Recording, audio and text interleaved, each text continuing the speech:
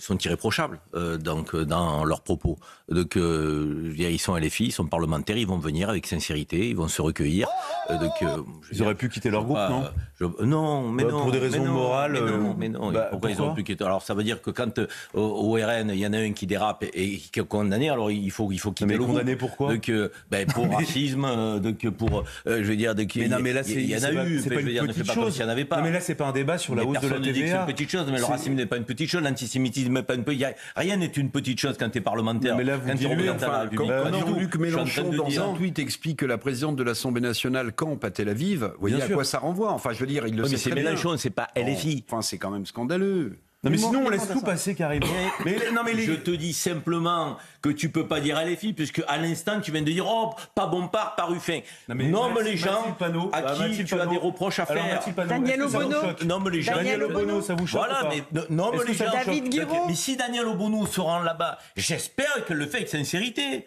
Mais honnêtement, c'est comme quand le RN a défilé contre l'antisémitisme, vous aviez des Juifs de France qui disaient ils n'ont pas leur place. Tout le monde était pour la concorde. Et non, même si effectivement c'était un parti qui a été néo-nazi, qui a été antisémite, tout le monde. Non, mais tenez la même position. Le RN vient à la manifestation contre l'antisémitisme, vous dites Union nationale. Là, ils viennent pour les trucs. Le RN, depuis longtemps, n'a pas... Vous êtes dans le devoir de mesure en permanence. Citez-moi une phrase ambiguë d'un élu RN depuis le 7 octobre. Citez-moi une phrase. On ne parle pas depuis le 7 octobre, on parle de l'antisémitisme. Mais regardez, quel était le fonds de commerce de ce parti? Ne fais pas comme si tu ne le savais pas. Mais Karim, franchement, vous jouez au dindon.